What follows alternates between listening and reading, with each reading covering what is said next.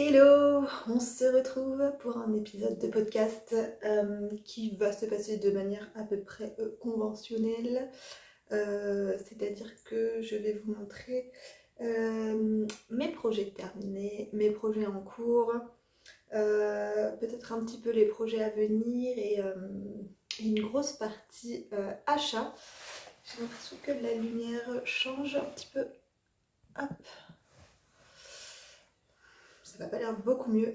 Bon, la luminosité bouge un peu derrière moi, vous allez voir peut-être des petites variations à certains moments. Bref, donc je disais une dernière partie achat qui va être un petit peu conséquente. Je vous en ai parlé dans la vidéo précédente. J'ai fait pas mal d'achats au Ch'ti Bazar et j'ai envie de tout vous montrer. Je vais mettre ça à la fin, donc si ça vous intéresse pas, comme ça vous pourrez quitter la vidéo. Je me représente, je suis Pauline, je tiens le compte Instagram Bulbe Bizarre et je vais vous parler essentiellement de tricot dans cette vidéo. Donc on commence avec les objets terminés. J'ai fini la paire de chaussettes que je vous avais déjà montré. Je crois que la dernière fois j'avais terminé une des chaussettes et j'avais pas encore monté la deuxième. Donc ça y est, ma paire est complète. Pour rappel, c'est le patron Cozy Autumn Socks de je ne sais plus le nom comme d'habitude. Je vous remets ça en barre d'infos. Vous avez toutes les informations de tout ce dont je vous parle. Et c'est un patron gratuit. Pour ce qui est de la laine, c'était le coloris Mabon de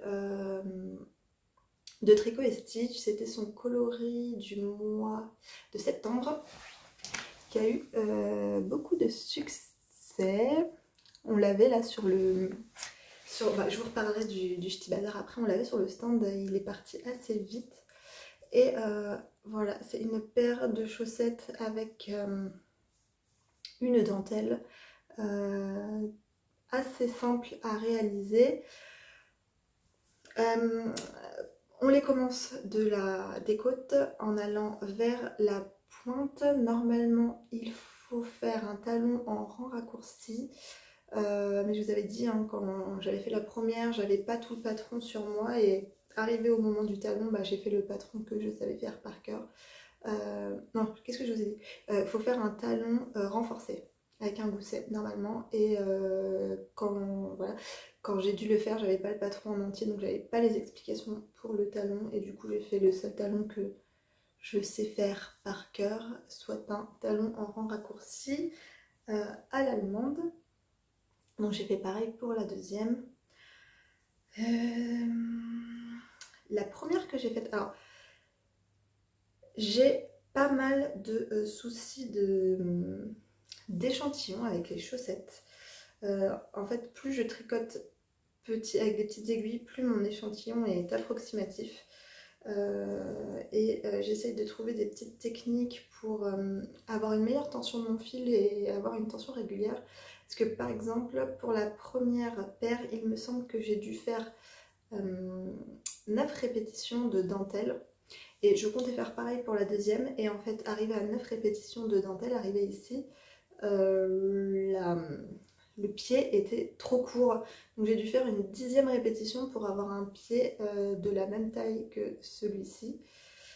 Et puis on le voit bien hein, que, vous voyez là, il y a un petit peu d'aisance au niveau de ma tire. Et là, elle est beaucoup plus ajustée, alors que bon, j'ai le même nombre de mailles. Je pense que j'avais des échantillons très lâches jusqu'à... Enfin, plus lâches que la moyenne jusqu'à maintenant. Et que là, j'arrive à... Ça fait pas si longtemps que ça que je tricote. Hein. Et quand j'ai repris le tricot, j'ai tout de suite recommencé en tricotant à la continentale. J'ai appris à tricoter à la portugaise, c'est-à-dire que l'on met le fil autour du cou et en gros j'arrivais très bien à faire les mailles à l'envers, ce qui est bizarre, mais par contre faire des mailles à l'endroit c'était plus compliqué pour moi. Enfin bref, il fallait complètement que je revoie ma technique quand j'ai repris le tricot. Et j'en ai profité du coup pour, ça y est je suis toute noire, pour retricoter, pour apprendre à tricoter à la continentale, parce que c'est vrai que c'est quand même, enfin pour ma part en tout cas c'est plus rapide de tricoter de cette façon. Et par contre, là où c'est plus difficile, c'est pour avoir des échantillons assez denses. Au tout début, j'ai eu pas mal de petites galères d'échantillons avec des tricots qui étaient trop grands pour moi, etc. Petit à petit, je m'améliore, je trouve des petites techniques pour faire une tension dans mon fil un petit peu plus ferme. Et là, j'ai l'impression que j'arrive à quelque chose qui me convient. Pendant longtemps, j'ai dû réduire mes tailles d'aiguilles pour arriver aux bons échantillons quand je tricotais. Et là, j'ai fait un échantillon pour un futur projet et pour une fois, j'ai l'impression que je vais devoir prendre exactement les tailles préconisées, voire peut-être une taille un petit peu plus haute. Alors je vais devoir prendre du 4 au lieu de prendre du 3,75. Ce qui montre que je m'améliore au niveau de l'échantillon et ça c'est plutôt cool. Enfin voilà, c'était une petite parenthèse, hein. Tout ça pour vous dire que par contre au niveau des chaussettes c'est toujours un petit peu délicat. Il faut vraiment que je sois vigilante à ma tension parce que dès que, encore un petit peu aujourd'hui, dès que je me relâche, ça peut m'arriver d'avoir une chaussette plus grande que l'autre. Voilà, dites-moi si ça vous arrive, si vous avez des tailles d'aiguilles avec lesquelles vous êtes plus à l'aise, si ça vous arrive d'avoir des différences comme ça entre deux projets. Et d'autant plus que, je sais pas vous, mais l'échantillon, franchement, c'est toujours une étape un peu relou. On a envie de démarrer tout de suite son projet. Souvent, je me réfère à mes précédents ouvrages pour voir avec tel fil, genre un fil d'Eka, quelle taille d'aiguille je dois prendre pour avoir à peu près tel échantillon. Bon, je me plante de moins en moins souvent, mais voilà. Pour ces petites chaussettes, je pense que j'ai rien d'autre de plus à dire. J'essaierai de vous mettre peut-être une petite vidéo, moi vous l'aurez peut-être déjà vu, avec les chaussettes portées pour que vous voyez un petit peu mieux la dentelle. En gros, elles font comme un motif de tresse. Voilà, je les aime beaucoup, beaucoup. Ensuite, un autre projet que vous m'avez vu tricoter, c'était le châle d'Itanie de Yarnflex. Et ça y est, je l'ai terminé. Donc, ah oui, quand je vous l'ai montré la dernière fois, j'en étais ici. J'ai encore mon petit anneau marqueur là, la petite ampoule. Donc j'avais fait pas tout à fait la moitié de l'écharpe. Et depuis, ça y est, elle est terminée. Donc je pense qu'elle est, je ne l'ai pas encore bloquée, mais je pense qu'elle est un tout petit peu plus courte que ce qui est préconisé dans le patron. Et je vais vous expliquer pourquoi. Alors, déjà, je l'adore parce que elle est super chaude, super doudou et c'est exactement ce que je voulais là pour me couvrir en hiver. Vraiment une écharpe très épaisse qui laisse rien passer du tout et quand même un petit peu large pour vraiment bien englober ici. Pour rappel, alors c'est dommage, j'ai pas la laine avec laquelle... Où est-ce que j'aurais pu... Je vais essayer de trouver. Alors, voilà mes restes. J'avais 3 écheveaux de ce coloris de chez Arcoiris qui est Wizard Wiz et je l'ai tricoté en double pour obtenir une épaisseur d'écart. Et ça, du coup j'ai tricoté les 2 premiers écheveaux en double, j'ai tout utilisé et je suis arrivée à la fin, il me restait genre ça à tricoter. Donc j'ai utilisé 10 grammes de mon 3e écheveau. J'ai doublé avec ce fil de mohair qui était de chez Artemis Yarn et c'est le fil que j'avais le moins, enfin sur lequel il fallait vraiment pas que je me trompe. Donc lui à peu près arrivé à la moitié en me laissant une petite marge. Je me suis focalisée sur celui-ci pour déterminer où était la moitié de mon projet et commencer mes diminutions pour être sûre d'en avoir assez pour finir le projet. Et je me suis gardé une petite marge puisqu'il me reste là 4 grammes. Et ensuite j'ai également utilisé un deuxième fil de mohair. Donc j'ai tricoté avec 4 fils du coup. Qui était celui-ci, c'était le coloris potimarron de je ne sais plus, c'était un producteur français de chèvre mohair et malheureusement je ne me rappelle plus du nom du producteur. Et voilà le rendu. Du coup j'aime vraiment beaucoup le rendu que ça a. On voit aussi bien le mohair orange que le mohair violet. En fait j'ai utilisé les deux juste simplement parce que j'ai pas réussi à me décider sur quelle couleur j'avais plus envie de mettre en avant. Et au final je trouve ça pas mal d'avoir les deux. Et pour l'hiver c'est juste top. Pour parler du patron, c'est un patron que je classerai pas pour les débutants puisque il y a quelques mailles de demi-brioche. Alors la demi-brioche c'est contrairement à la brioche classique où on va tricoter l'allée d'une couleur puis un autre allée d'une deuxième couleur si on fait de la bicolore ou avec un deuxième fil et pareil sur le retour. Là on va tricoter qu'avec un seul fil. On va faire les jetés par-dessus les mailles qu'on glisse, donc sur l'allée, et sur le retour on va juste revenir résoudre les points brioche, c'est-à-dire tricoter ensemble la maille glissée et le jeté que l'on a fait par-dessus, sans revenir faire un jeté sur la maille suivante.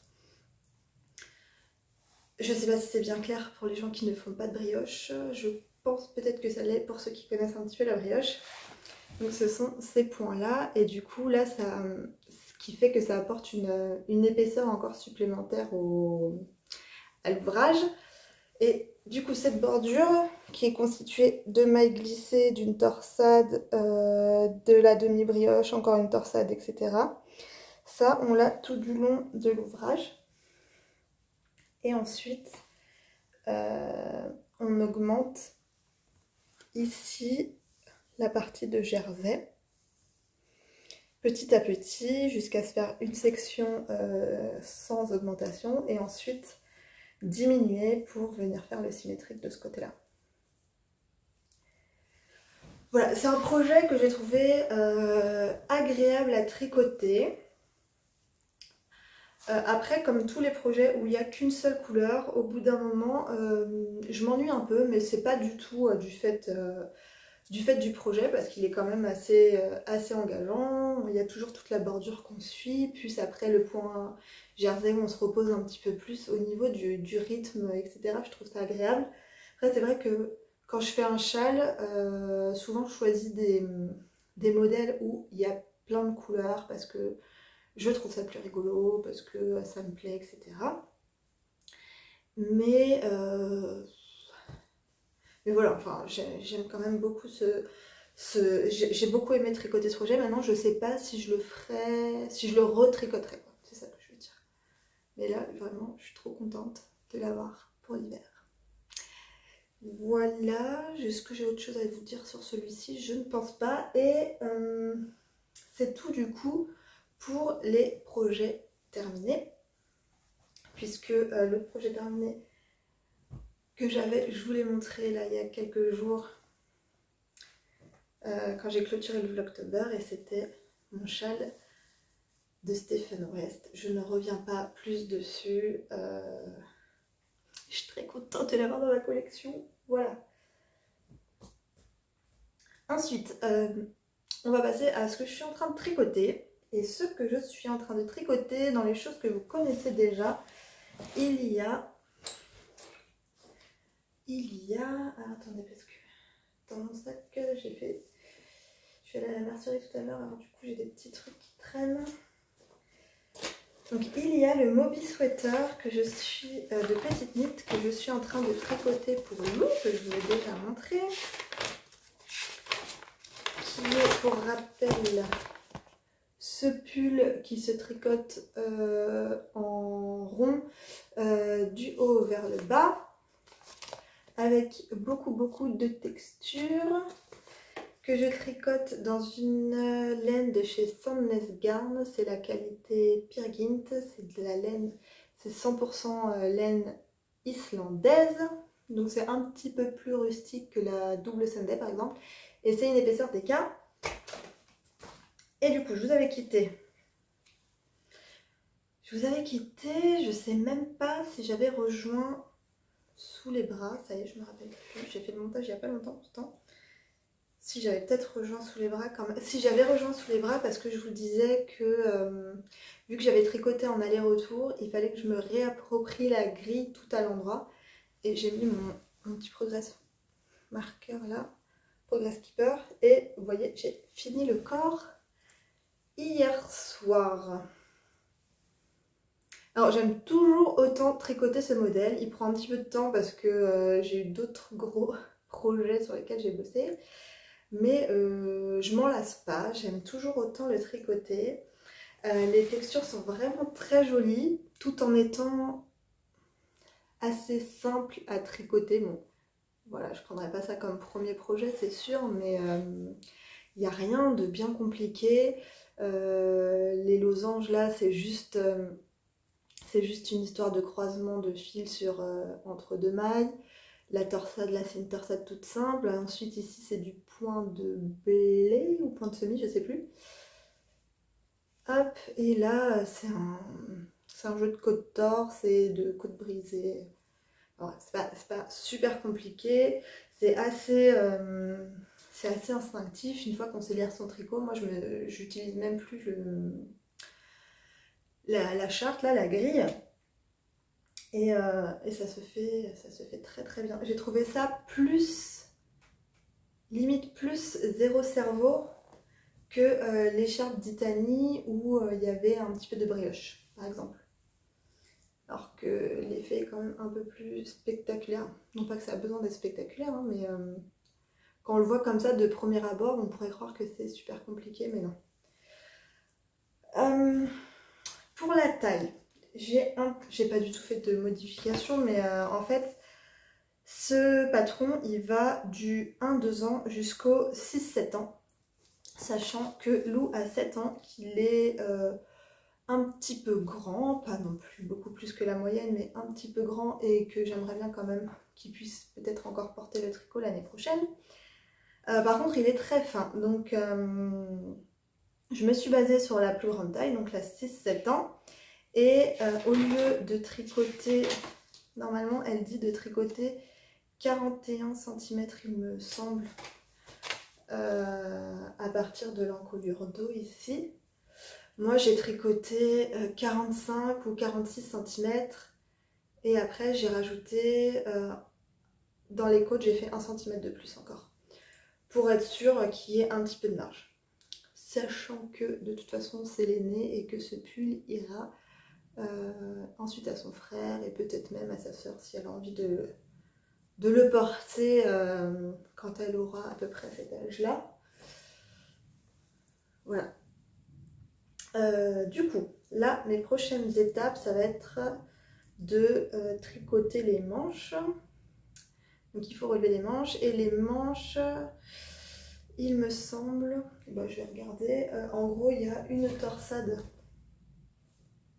Ouais, c'est ça. En fait, il y a la torsade ici sur le dessus, entourée de cette partie où c'est côte torse, ensuite un rang à l'endroit, un rang à l'envers, un rang à l'endroit.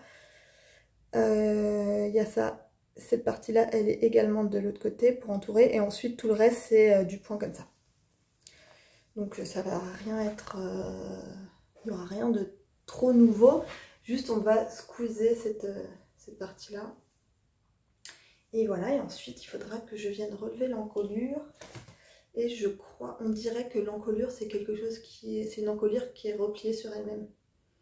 Ça m'a l'air d'être ça. Donc voilà, j'ai encore un petit peu de boulot sur ce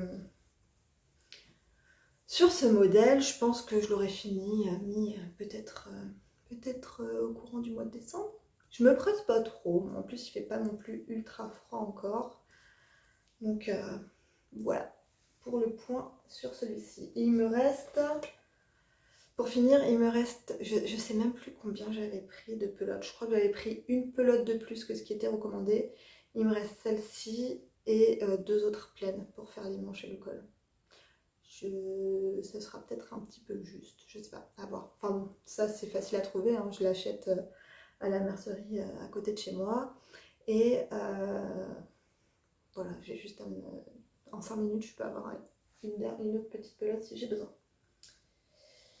Voilà, ensuite on va arriver sur un projet que vous n'avez pas encore vu, qui est une chaussette.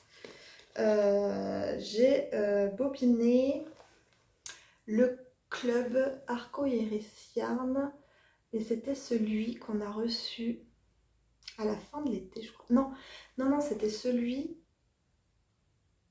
Je crois que c'était la troisième couleur, celui-ci. Et je suis nulle hein, parce que je me rappelle même plus de quel animé elle faisait partie. C'est le coloris Sen, S-E-N, et vous aurez peut-être trouvé avant moi de quel animé il vient. Toujours est-il que c'est une base jaune très très pâle sur lequel il y a des speckles orange assez flashy, rose fluo et orange et également noir et gris. Je sais pas si vous allez bien voir. Et celui-ci, il venait, je prends toujours le contrastant qui va avec et on avait un contrastant noir. Au début, mon idée c'était de faire un modèle de je ne sais plus qui montre une dentelle tout à fait simple sur tout le pied avec un trou, 2 trous, un trou, enfin un petit losange comme ça, qui avait la particularité par contre d'avoir un volant en haut de la tige. Et honnêtement, je trouve ça super mignon les volants sur les chaussettes tricotées main, mais qu'est-ce que c'est chiant à faire. À chaque fois que j'en ai vu, on commence, c'est des chaussettes en plus qui se tricotent de la pointe, des côtes vers la pointe, donc on commence par monter le volant.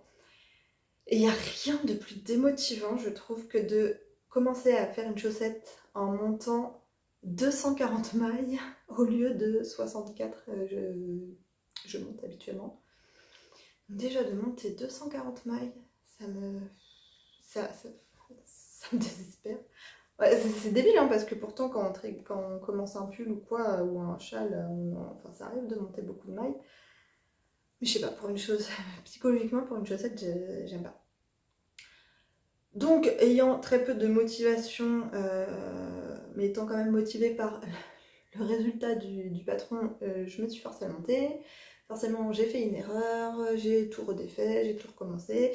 Après je me suis dit, bon je vais pas tricoter ça, j'ai pas envie, je vais faire un modèle qui me trotte dans la tête depuis un moment. Et sur ce modèle qui me trotte dans la tête, l'idée c'était de faire une chaussette tout en jersey avec... Est-ce que je vais vous montrer sur une chaussette qui est finie. Donc une chaussette tout en jersey avec une torsade sur le côté. Jusque là rien de très original. Sauf que cette torsade, je la voulais dans la couleur contrastante. Et pour ce faire, il fallait utiliser la technique de l'intarsia. Que j'ai déjà fait sur une paire de chaussettes, qui n'est pas si compliqué que ça à mettre en place. J'avais bien aimé le faire pour le modèle en question. Et je me suis dit, allez, c'est parti, je vais faire ça. Donc j'ai commencé à monter ma pointe.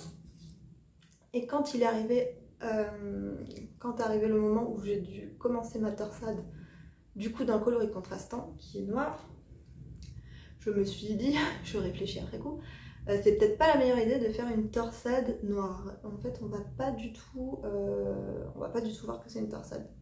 En général, les textures dans les couleurs foncées, ça ressort pas très bien.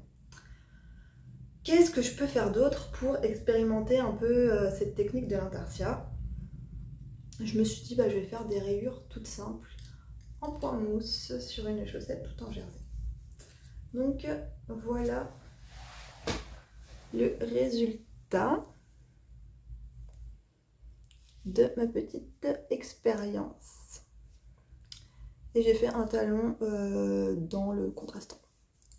Et je pense que je ferai peut-être... Non, les côtes, je les ferai dans la couleur. Donc déjà, vous voyez le coloris tricoté, il est vraiment sympa. Et je suis plutôt contente du résultat. C'est assez graphique. Moi, j'adore, enfin, je vous l'ai déjà dit, j'adore les rayures. Donc ça me plaît.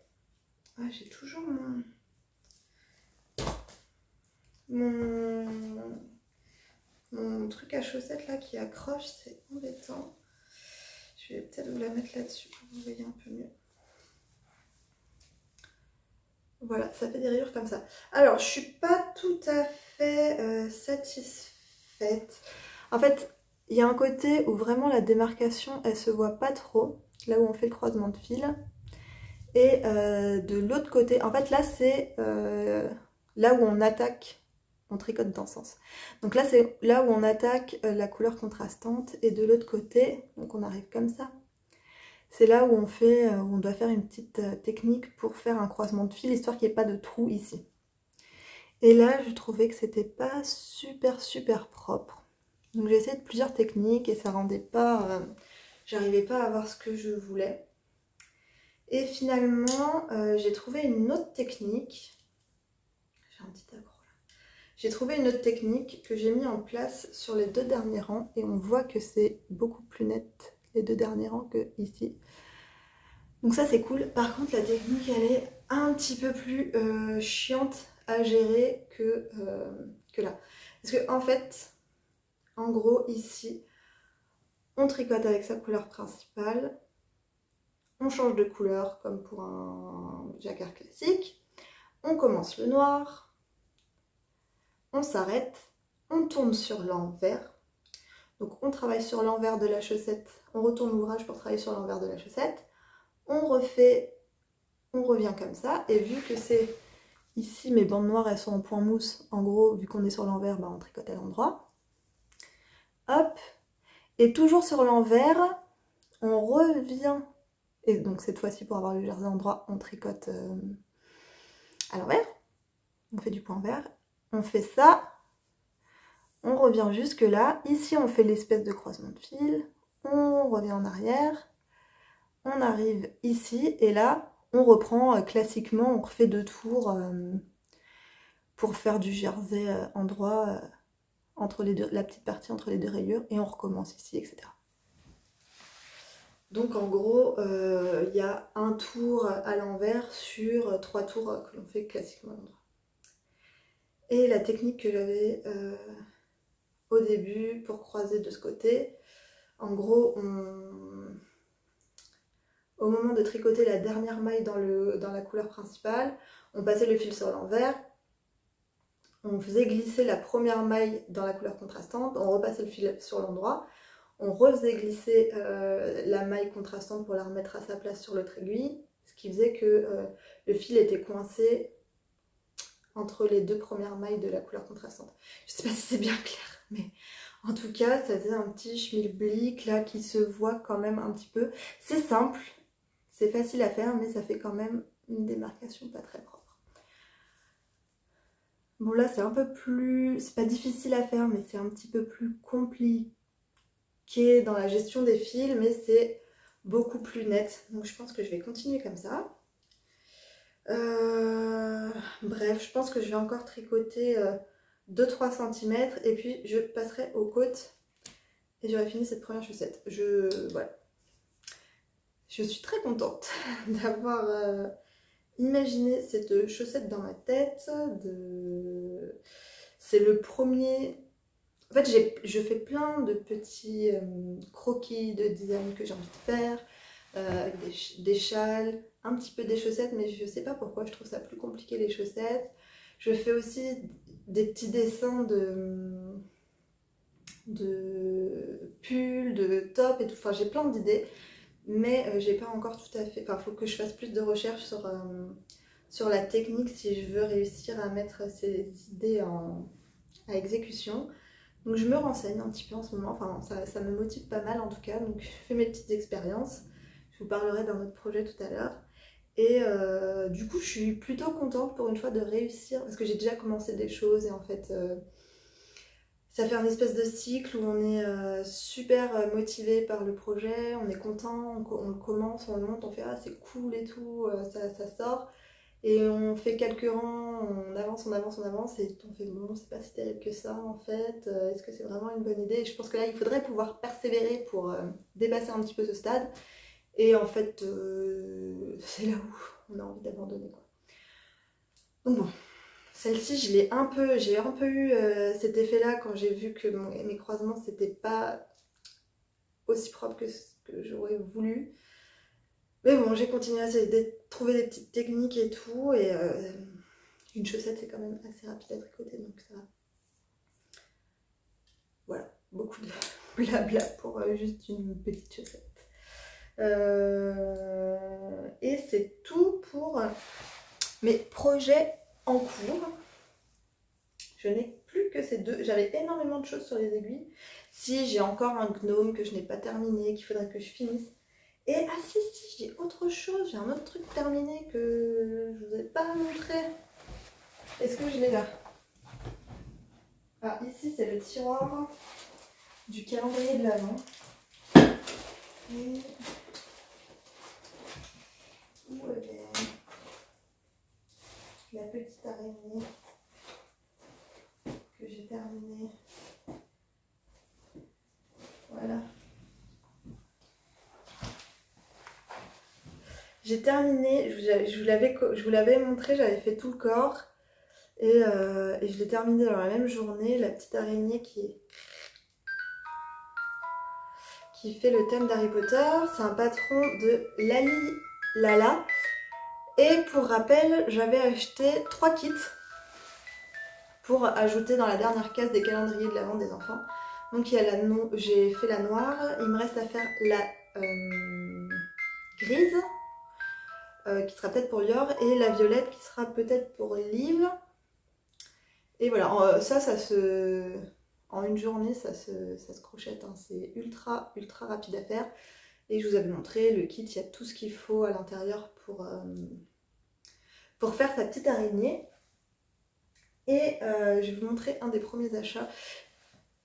J'ai acheté ça tout à l'heure chez Céline pour ajouter dans celle de Liv. J'avais envie qu'elle soit un petit peu plus brillante, un petit peu plus girly. Donc j'ai pris un fil de Stellaris de chez Crème que Soul. Ce sera peut-être la prochaine que je vais monter. Voilà. Cette fois-ci, je pense que j'ai vraiment fini avec les projets en cours. Et on va passer du coup aux achats. Alors, comment je vais m'organiser? Alors déjà, je vais essayer de le faire dans l'ordre.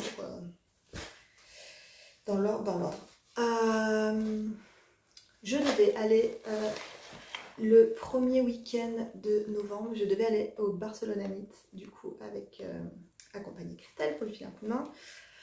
Suite à ma petite péripétie familiale, je n'ai pas pu y aller. Et super gentiment, Christelle m'a ramené un très beau et très grand sac à projet de là-bas, qui est de la marque Knitting Unicorns. Knitting Unicorns. Voilà. Et regardez, c'est trop mignon.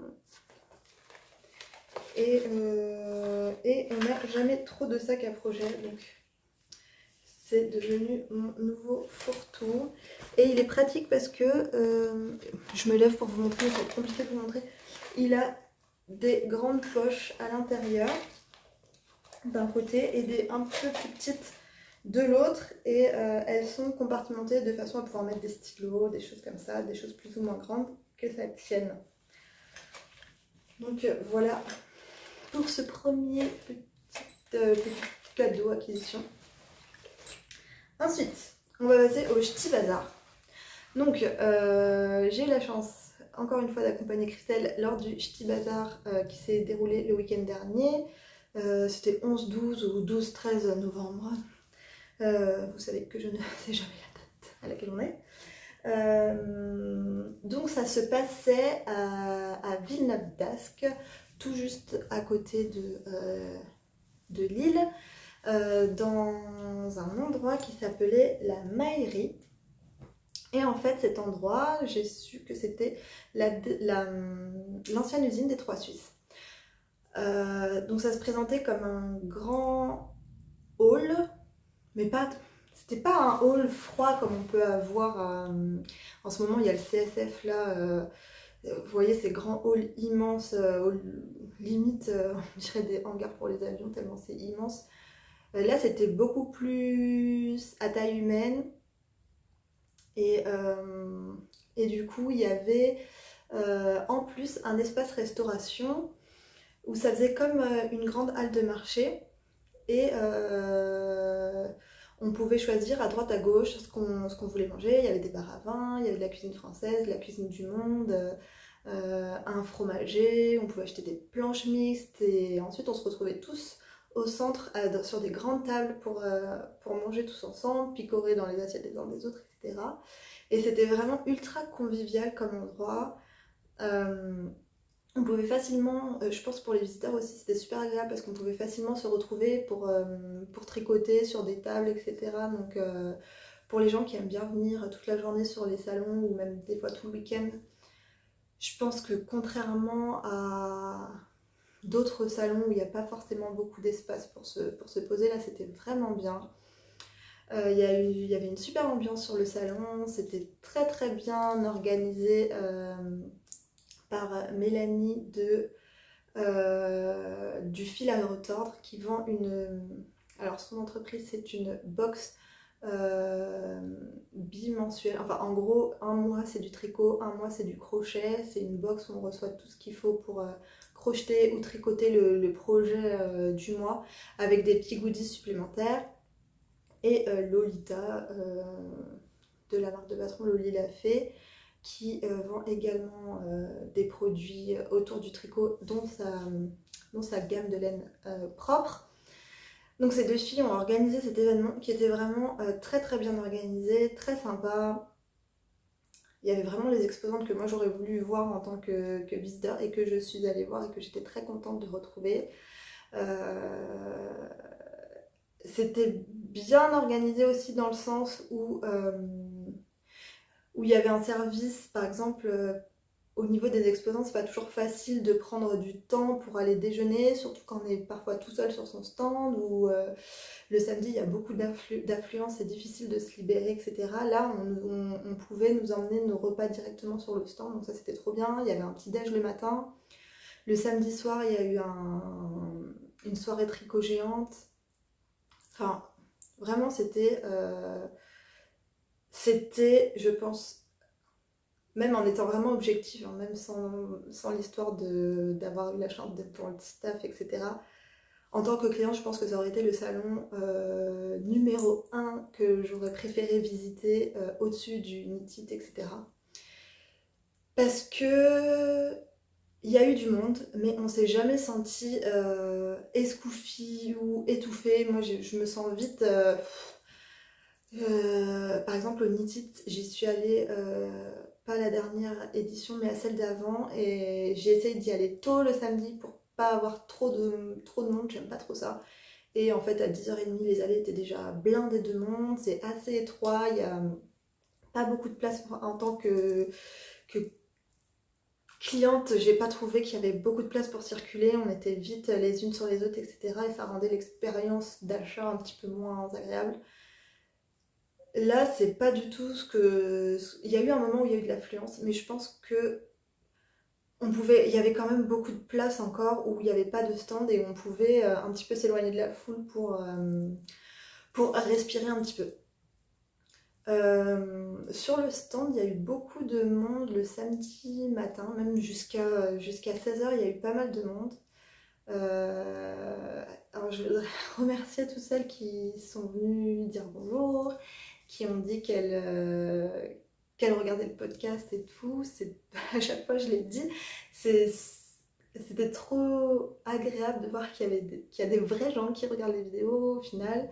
que c'est pas juste des robots qui tapent des commentaires, qu'il y a des vraies personnes qui sont heureuses de voir les vidéos, à qui ça fait du bien, à qui ça divertit, à qui ça donne de l'inspiration, etc. Donc merci d'être venu le dire. J'ai toujours un petit peu pas peur quand on vient me voir, mais quand on me dit ah je te connais et tout. Vu que je suis pas je le répète à chaque fois, mais je suis désolée, je suis pas du tout physionomiste. Donc des fois je me dis mince, cette personne je suis censée la connaître, mais en fait je ne reconnais pas son visage. Et après on me dit non en fait moi je te connais, mais toi tu me connais pas. Et tout, je fais ouf, ça y est, j'ai pas oublié qui c'était cette personne, parce que ça m'arrive tellement souvent.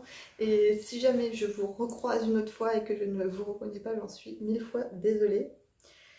Enfin bref, c'était super bien. C'est intense, mais je me suis pas sentie spécialement fatiguée après. J'ai eu un métier où j'étais habituée à faire des grosses journées. Voilà, donc c'était bien passé. Avec Christelle, ça s'est vraiment bien passé. Et, bon, elle regarde pas trop les podcasts, mais je pourrais jamais assez la remercier de cette opportunité. Et de la personne qu'elle est, voilà. Enfin bref, cœur sur elle. Et voilà, j'ai quand même eu le temps de faire des petites emplettes une fois que la grosse vague était passée. Et du coup, je vais vous montrer ça. Donc, je vais commencer par ce que j'ai pris à Christelle en fin de salon pour un châle que j'ai imaginé, qui va peut-être un jour accoucher de mon esprit, mais en tout cas que j'ai très envie de monter, qui me démange depuis que je suis revenue du salon, mais que je voulais déjà vous montrer en écheveau, parce que c'est trop beau. Voilà, il y a cette couleur sur laquelle j'ai eu un coup de cœur dès que je l'ai vu à son atelier, qui s'appelle Trigger. C'est un rose fuchsia qui tire sur le violet. Alors là vous le voyez très éclairé, mais je sais pas si vous allez bien voir. Vous voyez, il y a des endroits où il est quand même un petit peu plus... là vous voyez bien, où il y a un peu plus de violet, qui lui donne une petite profondeur bien appréciable. Et ce n'est pas de la fingering, c'est de la sport. C'est une nouvelle base qu'elle avait là sur le salon et qu'elle a fait rentrer pour son châle Satisfaction, que vous avez déjà pu voir, que vous avez pu voir sur le salon si vous êtes venu, et qui va sortir je pense en début d'année prochaine. Donc j'ai pris ce fuchsia, ce gris qui s'appelle Midnight Oil, et ce beige tout doux qui s'appelle Nacre et qui est un coloris d'épuisement. Alors un coloris d'épuisement, j'entendais souvent ce terme par les teinturières et je ne savais pas du tout ce que c'était. Donc si comme moi vous ne savez pas ce qu'est, il y a des petites nuances là, j'adore, ce qu'est un coloris d'épuisement, en gros les teinturières elles essayent de tirer un maximum profit des pigments qu'elles utilisent. Et quand on teint la laine, si on voit qu'elle est bien teinte quand le bain dans lequel la laine a cuit redevient transparent. C'est-à-dire que tous les pigments se sont complètement introduits dans la laine pour la colorer. Et en fait, l'eau de la casserole, elle est claire. Et on peut refaire de la teinture plusieurs fois dans la même eau. Et pour relâcher le moins de pigments possible dans les canalisations et aussi pour utiliser le plus possible, tirer le plus parti possible des pigments. Tout le matériel qui est utilisé pour prélever les pigments, mettre les pigments sur la laine, etc. Donc les petites cuillères dosettes, les petites passoires qu'on peut utiliser, etc. sont rincés dans de l'eau. Et toutes ces eaux remplies, chargées de pigments, on peut refaire des bains avec, donc ce ne sera pas aussi chargé en pigments qu'un bain spécialement préparé pour faire une couleur précise. Et c'est un mélange de plein de pigments qui est complètement irreproductible. Et on replonge des écheveaux dedans et ça fait du coup des coloris on ne sait pas trop ce qu'on va avoir, mais souvent ça fait des choses intéressantes. Comme là, où on a vraiment ce petit beige nacre, il porte bien son nom je trouve.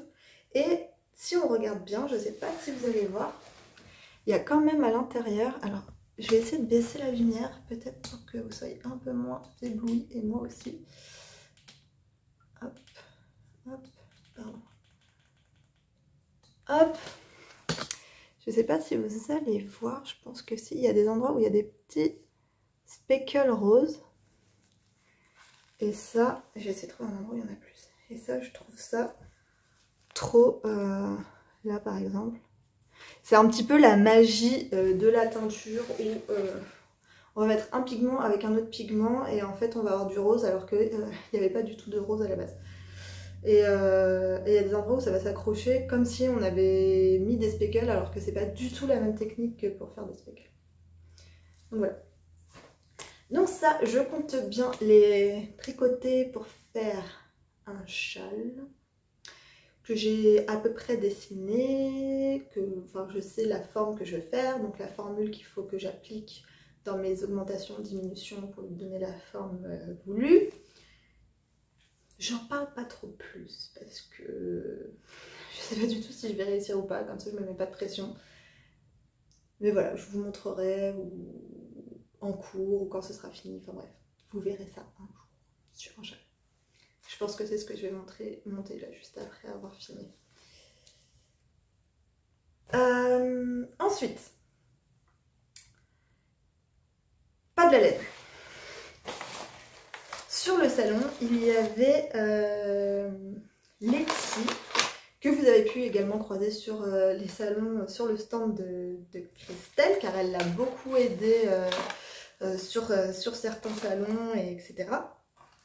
Et là, elle était là et elle avait proposé une semaine avant le salon, parce que maintenant, je prends tout à l'envers. Elle a créé son entreprise de bougies parfumées artisanales qui s'appelle Les Trois Chats et là, elle proposait de venir donner directement les bougies en main propre au salon si on était intéressé par sa nouvelle gamme de parfums d'hiver. Oui, j'étais intéressée par sa nouvelle gamme. Je lui ai déjà passé commande 2 fois. Elle fait des parfums vraiment très agréables, très bien équilibrés, je pense. Très agréables, qui sentent, qui font vraiment une ambiance dans la maison, mais qui ne sont pas entêtants comme on peut souvent trouver dans le commerce. Donc, j'en ai pris 4. Je lui ai pris, pour commencer, Forêt Enchantée. Parce que j'ai déjà eu une de ces bougies qui sentait le pin. Et cette bougie qui sentait le pin, plus le feu de cheminée dans la maison, ça faisait vraiment une odeur d'hiver, mais parfaite. Et du coup, j'avais envie de lui reprendre une odeur dans ce sens-là. Et celle-ci, je me rappelle plus du nom de l'autre. Bref. Et celle-ci, elle est un petit peu plus agrume que l'autre. Donc là, elle met les notes principales. Donc c'est boisé, agrume, épicé. Et ouais, c'est vraiment ça. C'est vraiment la sève du pain. Je sais pas comment trop l'expliquer d'autre. Ouais, vraiment la sève la sève. Ensuite, je lui ai pris Casse-Noisette. Et ça, c'est une odeur... Celle-ci, elle est assez rafraîchissante. Et celle-ci, elle est plutôt chaude et gourmande. Et elle indique châtaigne, fruitée, vanillée. Et c'est chaud. Mais il y a quand même un petit truc un petit peu acidulé. Je pense que c'est le côté fruité qui la rend pas trop gros bonbon, un peu écœurant. Et qui la relève bien. Et j'adore. J'adore. Je me suis vraiment pas trompée sur les... Elle en a sorti plein. C'était difficile de choisir. Mais je suis vraiment contente de ceux que j'ai choisis. Et là, c'est pas du tout celle-là. Là, j'ai Madame la Lune. Mais je ne l'ai pas pris là. Celle-là, je l'avais déjà. Je pense que l'autre, elle est dans mon salon. Et c'était Au coin du feu. Et franchement, si vous n'avez pas de cheminée chez vous et que vous voulez ressentir cette ambiance de feu de bois, elle est vraiment parfaite. Elle sent le chaud et vous voyez ce feu qui... Un petit peu les cendres, le bois qui a brûlé comme ça, mais plus rond. Ouais, c'est dur d'expliquer les odeurs. Hein. Et la dernière, c'est pain d'épices. Et là, bah, c'est vraiment les épices, mais sucrées. Avec un... Ouais, voilà, miel. Je dis sucré, mais c'est vraiment un mélange de miel et d'épices. Donc elle dit mielé, vanille et épicé. Ouais, je l'adore celle-là aussi. Je pense que pain d'épices et casse-noisette, c'est vraiment mes deux préférés. Donc voilà, elle m'avait fait un beau petit paquet. Il y a toujours des petites gourmandises dedans. Et je pense qu'elle m'a rajouté un petit échantillon en plus que je n'ai pas encore ouvert. Tout est cacheté à la envoûtante. Ah, ça sent bon ça. Ça, je pense qu'il y a comme une odeur de jasmin. J'irai revérifier les odeurs, mais... Ouais, ça, c'est plus fleuri, ça fait jasmin. Ça sent bon. Moi, je me la reprendrai peut-être pour le printemps, ça. Donc, voilà pour les bougies. Les trois chats, donc la marque de bougies qu'a créé Letty. Elle a son petit atelier à la maison. Et voilà. Si vous avez des cadeaux de Noël à faire, franchement, n'hésitez pas. Elles sont vraiment très très chouettes ces bougies. Ensuite, je reviens sur la laine. Je suis allée sur le stand d'Arco Iglesias. C'est une vraiment de mes teinturières françaises favorites et je lui ai pris plein de choses. Donc, je lui ai pris un kit de 5 écheveaux, enfin un kit. Je me suis constitué un kit de 5 écheveaux en piochant sur sa table pleine de couleurs. Et attendez que j'essaie de vous prendre ça bien. Et je me suis fait une harmonie assez automnale dans l'idée de faire un châle. Je ne suis pas encore sûre du patron, mais voilà ce que j'ai pris. Franchement, ça me plaît trop. Ça va trop bien ensemble, ça va être canon. J'aime bien parce que ça fait une harmonie, mais en même temps, elles se ressemblent pas trop les unes les autres, donc ça va quand même faire des beaux contrastes entre les couleurs. Donc soit je me fais un fade, ça peut le faire. Surtout, regardez ces deux-là comme elles s'accordent bien. Il y a du marron exactement le même que celui-ci sur le vert. Ensuite, je passerai à l'orange, au jaune et au dernier jaune. Soit je me fais un fade, soit je me fais un patron de Stephen West, où il faut 5 écheveaux. Donc, le vert, c'est le coloris R. Il est noté R dièse 2207. Je sais pas à quoi ça correspond, le dièse 2207. C'est peut-être des numéros de l'eau, des numéros de bain. Ensuite, le marron très chaud, il y a vraiment des... Il est limite orange. C'est Elementary. Ensuite, le orange comme ceci, c'est Galactic Fox, que j'ai déjà tricoté. Mais je crois que j'avais pris une base brillante. En fait, c'est marrant parce que je vais sur son stand et je suis toujours attirée par les mêmes couleurs. Galactic Fox, je l'ai déjà tricoté dans un châle d'Andrea Mori l'année dernière, en début d'année. Le Bobble. Ensuite, le jaune tournesol là, il s'appelle Trifon. Et celui-ci qui a une base un peu vanille avec des speckles jaunes, j'adore, des speckles jaunes fluo, kaki, etc. C'est Pénélope et celui-ci me semble que c'était... Alors c'est une base différente, celui-ci c'est une base à chaussettes alors que les autres c'est de la 100% laine.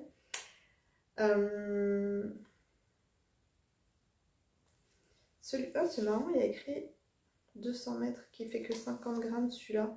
J'ai l'impression que c'est la même taille des chevaux. Bon, je le repèserai, c'est peut-être... l'étiquette est peut-être pas bonne. C'était le coloris Pénélope, il était sorti quand elle avait fait la collection Bridgerton, il me semble. Donc voilà pour ça. Je lui ai pris une 6e couleur. Ah oui, donc je disais soit un fade, soit un patron de Stephen West. Alors attendez que je vous montre. Je viens juste de recevoir son catalogue avec ses patrons d'hiver là. Et j'adore le châle qu'il a sorti, le Cabine ou Aurora, je sais plus quoi. Qui est vraiment très chouette. Et pour lequel il faut du coup 5 écheveaux. Il avait fait des kits. Un kit couleur chaude et un kit couleur froide. Et j'étais pas... couleur froide et bleu, c'est pas trop mes couleurs. Et là, j'aime bien... Je suis plus couleur chaude, mais le rouge... Je suis pas super fan du rouge pétant non plus. Donc... puis j'aime bien faire mes propres palettes de couleurs aussi. Et je me dis... Franchement, regardez-moi les détails là. Et je me dis que ça... Ce serait pas mal pour faire ce châle. Qui a l'air interminable. Mais bon, quand on aime souffrir, on monte des projets Stephen West plusieurs par an. Non, il est trop beau. Il est trop beau. Donc après, il faudra que je réfléchisse comment je répartis les couleurs pour avoir les bons contrastes aux bons endroits. Savoir avec quelle couleur je vais faire la bordure. Là, peut-être en blanc comme ici. Hein. Enfin, la couleur la plus claire. Bref, voilà. Et dans ce petit magazine qui est tout petit, très pratique à trimballer à droite à gauche, à mettre dans son sac à projet. Il y a aussi des bonnets, mais bon, je pense que vous les avez vus. Il y a un col, il y a des chaussettes, il y a des gilets. La pièce maîtresse, ça reste quand même ce châle. Et les photos sont très chouettes. Rien que pour l'objet, je suis contente de l'avoir. Les photos sont chouettes. Et là, je vais vous montrer une photo qui m'a fait trop... Oh, regardez, avec ce chien. Je crois que c'est Stitch, celui-là. Il y en a un qui s'appelle Brioche, un qui s'appelle Stitch. Je crois que lui, c'est le petit dernier de la famille. Et que c'est Stitch. Voilà ce que je vais faire, je pense, avec ça. Donc ça, je pense, ce sera peut-être mon Castle pour le début de l'année. Pourquoi pas. Ou, ah ouais, je crois que eux, le cal, il commence le 26... Ou pour Noël, ouais, le 26 décembre. Ouais, c'est une bonne idée. Arcoiris, je lui ai pris également un bleu vert canard, ça dépend comment on le voit. Il y a des jours où je le vois bleu, les jours où je le vois... Là, clairement, à l'écran, il fait vert. Vous me direz quelle est la couleur de cet écheveau. Qui s'appelle Forêt d'émeraude et que j'ai pris pour aller avec 2 autres écheveaux que j'ai acheté à la Fébalo. Je ne connaissais pas cette teinturière qui fait vraiment ce genre de merveille. Regardez-moi cette beauté. Franchement, j'avais envie d'acheter tout son stand. Et ça, c'est des coloris qu'elle a sortis là pour l'hiver. Et si j'ai bien compris, en fait, elle fonctionne vraiment par saison. Et je ne sais pas si ces coloris sont reproductibles ensuite indéfiniment. Et du coup, j'ai pris ça pour aller avec. Et je compte me faire un châle de Lilofil avec de la brioche. Lilofil était également sur le... C'était le stand à côté d'une autre. Et je lui ai pris 2 patrons. Je vous les remettrai à l'écran. Il y en a un qui se tricote avec un fil d'écart qui est de la brioche tout du long. Et un autre qui se tricote avec du fingering. Bon, après on fait ce qu'on veut. Hein. Si on veut augmenter le calibre de la laine, on a le droit de faire tout ce qu'on veut. Et il faut du coup 2 écheveaux de la couleur principale et un écheveau de contrastant. Et je pense que ça sera ça, mon combo. Que c'est vraiment trop beau, franchement. Et du coup, je vous ai pas dit le principal, ça s'appelle Dryad et c'est de la laine à chaussettes. Donc même si vous voulez juste vous faire une super paire de chaussettes, ça fonctionne. Voilà. Ensuite, chez Tincture à laine, je me suis pris Franchement, ça pète. Je me suis pris un pur rose fluo, comme ça, pour aller avec une laine que j'avais déjà en stock, que j'avais acheté à Porto, à Ucitita. Je ne sais pas si vous vous rappelez de ces deux écheveaux que Christelle m'avait offert. À chaque fois on craque sur les mêmes couleurs. À Porto on avait craqué toutes les deux sur cette couleur là. Et là on a craqué toutes les deux sur ce coloris de la sans se concerter. On a craqué toutes les deux sur le même coloris. Et là ce sera ça le combo. Soit pour faire un autre châle. Ou soit pour faire peut-être même un t-shirt où il faut deux couleurs. Ça va être trop chouette aussi. Et j'aime la couleur, si vous ne le saviez pas encore. J'aime la couleur. Voilà. Et ensuite, il y avait le stand de Mobilène. Mobilène, c'est un petit truc qui vend de la laine. Je crois que maintenant, il y a aussi un... Je veux pas dire de bêtises, mais je crois qu'elle vient d'Amiens. Ouais, bah en plus c'est écrit Amiens. Je crois que maintenant elle a aussi un atelier, une petite boutique physique. Et elle teint de la laine. Et je lui ai acheté. J'aime la couleur. Je lui ai acheté. Alors je sais pas si c'est du vert ou du jaune. C'est un peu entre les deux. C'est chartreuse, je dirais, comme couleur.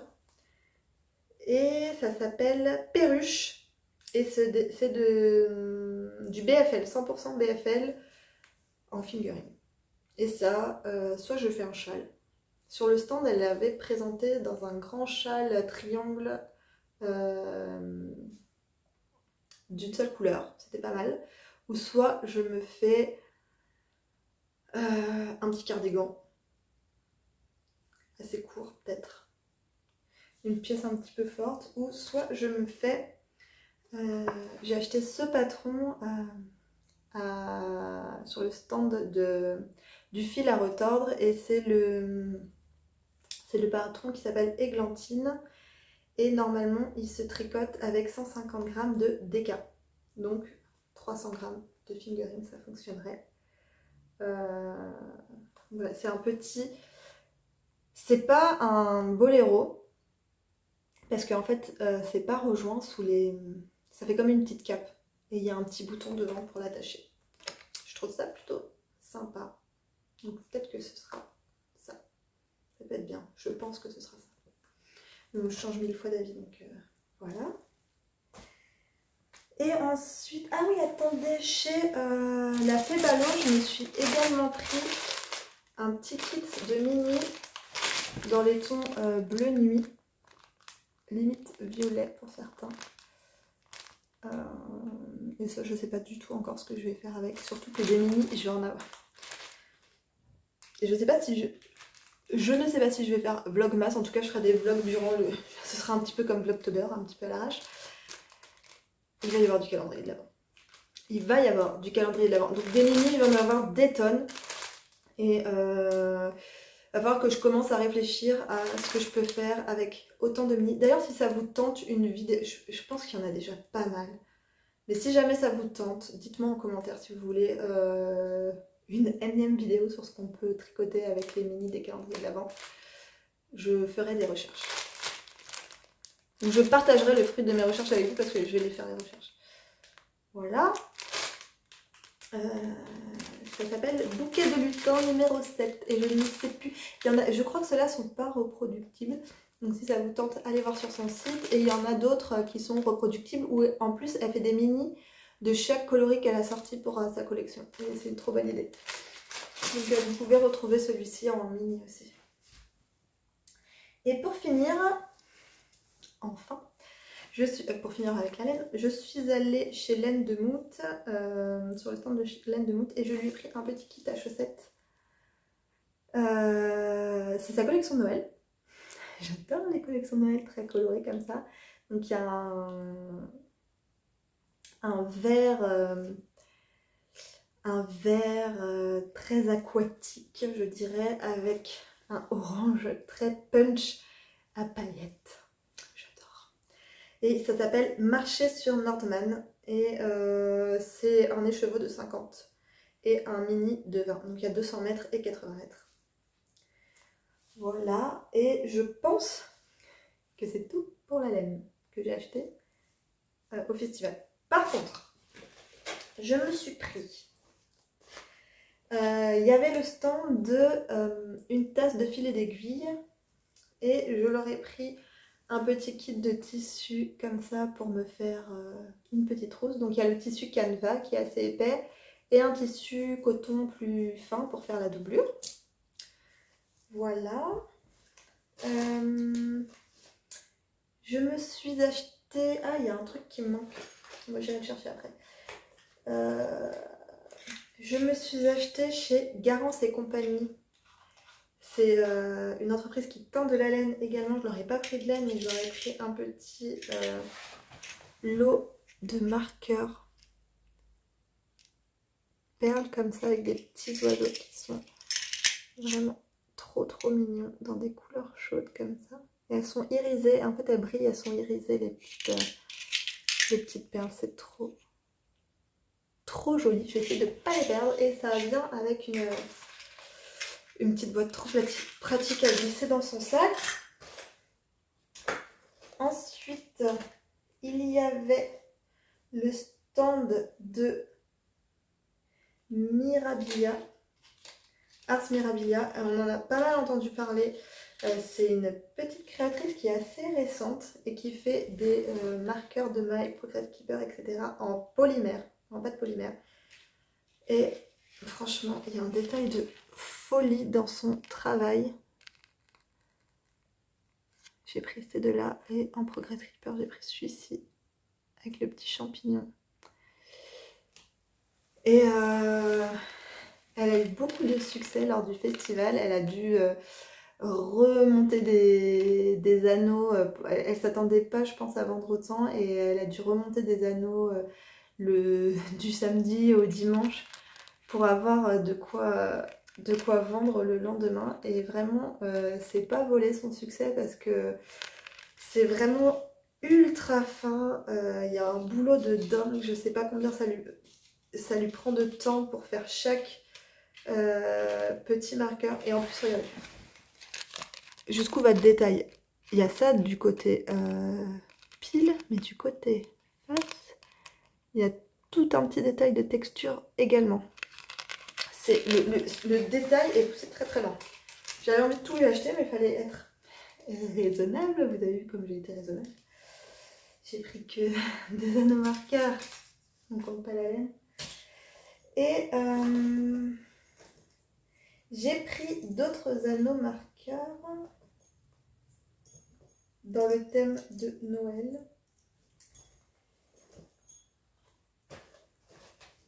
Est-ce que j'ai tout?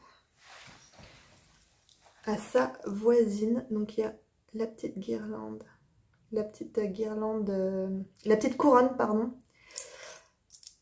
Celui-là, il est moins Noël, mais je l'ai trouvé trop mignon. La petite maison. Lui, c'est tous des Progress Keeper. Le petit flocon de neige qui brille. Je sais pas si vous allez voir qui brille. Et le petit sapin en polymère. Je suis parée. Voilà. Qu'est-ce qui me reste dans mon sac? J'ai pris du savon, ça c'est chez Laine de Mood que je l'ai eu, le Soak, là j'avais envie de le tester. J'ai pris le parfum Fig. Je vous ai parlé des patrons que j'ai pris et il y a juste un tissu. J'arrive. Je me suis pris aussi le tote bag du Ch'ti Bazar. Je me suis pris le pins aussi. Et il y avait Maison Bloom Mood au salon également. Et en fait, j'avais suivi les aventures sur Instagram. En fait, c'est une maison d'édition de tissus qui vient de se monter. Et elle avait fait toute une campagne Ulule pour lancer sa première collection. Et je lui ai pris 3 mètres de cette viscose. Orange et violet, tout à fait dans mes couleurs. Je sais pas du tout encore ce que je vais faire avec, mais j'avais vraiment très envie de la soutenir. J'avais raté le coche de de la campagne Ulule, mais j'avais vraiment très envie de lui acheter un petit peu de tissu. Et donc soit je vais me faire une robe, et je pense qu'il me faudra bien 3 mètres. Soit si je fais une pièce plus petite, j'aurai assez pour également faire une petite pièce pour Liv et ce sera idéal, ce sera parfait. Je vous remontre un petit peu les petits détails de ces fleurs à l'aquarelle. Très très jolies. Et j'aime bien parce que c'est des couleurs d'automne, mais je pense que ce sera tout aussi bien à toutes les saisons. Ouais, ce sera parfait pour tout le temps. Voilà. J'ai fait le tour pour le Ch'ti Bazar. Mais ça ne s'arrête pas là. Genre, vous n'en pouvez plus de moi là. Si vous êtes déjà parti, je vous en veux pas. J'ai pas grand chose à vous montrer encore, mais je suis allée voir Céline tout à l'heure parce qu'il fallait que je m'achète des aiguilles. J'avais plus assez de certaines aiguilles et je lui ai racheté des tissus de Noël pour, je pense, faire des petites pochettes pour le calendrier de l'Avent des enfants. Je vous montrerai ce que je fais pour le calendrier de l'Avent des enfants, de toute façon. Je leur fais un petit calendrier où il n'y aura pas que des friandises dedans, il y aura un petit peu de livres de coloriage, place de cinéma, des petits trucs en crochet. Je suis en train de faire une petite paire de chaussettes pour Liv, je ne vous ai pas montré d'ailleurs, mais je vous la montrerai la prochaine fois ou fini. Voilà, plein de petites choses comme ça pour remplir leur calendrier et je voulais leur faire des petites pochettes. Du coup j'ai fait. Parce que ça sert toujours les petites pochettes après. Celui-ci qui est trop mignon, les petits cadeaux, les petits paquets cadeaux qui ont des petits yeux. Ils sont trop choux. Ceux-là, des petits personnages, c'est tous des Dashwood Studio. Les petits personnages qui me font trop penser aux personnages de Tous en scène. Donc ce film me met totalement en joie, donc ce tissu me met totalement en joie aussi. Non mais lui, c'est le paresseux de Zootopie, on est d'accord. Et il est où l'autre? Lui, c'est Johnny de Tous en scène. C'est lui. J'adore. Ensuite, j'ai pris les petites chaussettes. Et j'ai pris les petits chats qui sortent des paquets cadeaux, qui sont tout emmêlés dans les guirlandes. C'est drôle comme ça, c'est pas très drôle en vrai. De la doublure. Voilà. Et pour finir, est-ce que les bonnes choses ont une fin? J'ai pris un petit fade, enfin de quoi faire un petit dégradé tout doux comme ça, doux et gourmand, en double Sunday, parce que j'aimerais bien faire une écharpe feuille pour Liv, c'est-à-dire une écharpe où d'un côté il y a un cercle, je voudrais faire un genre de cercle en côte, donc des côtes qui se rabattent comme ça sur elles-mêmes, et ensuite l'écharpe, et de pouvoir passer l'écharpe dans le cercle pour qu'elle ait toujours le cou bien au chaud, et pourquoi pas de mettre 4 petits pompons, un de chaque couleur, au bout de l'écharpe, et voilà. Et en fait pour faire le fade, je voulais vraiment un truc très épais, donc je vais tricoter en double, et je vais commencer avec 2 brins comme ça, ensuite un brin comme ça, un brin comme ça, 2 brins comme ça, etc. jusqu'à arriver au bout. Voilà l'idée. Et ça je pense que je vais le tricoter en genre 6 ou 7 mm, ça ira super vite. Donc voilà, je pense que j'ai à peu près fait le tour de tout ce que je voulais vous dire. Cette vidéo est très très longue. Bravo à vous si vous êtes resté jusqu'au bout de la vidéo, vous êtes vraiment très très patient.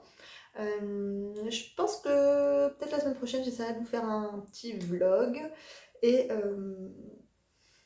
voilà. On se retrouve très bientôt. Je vous dis merci d'avoir regardé, merci de commenter, merci de vous abonner, merci d'être là. Et je vous dis à très bientôt. Salut!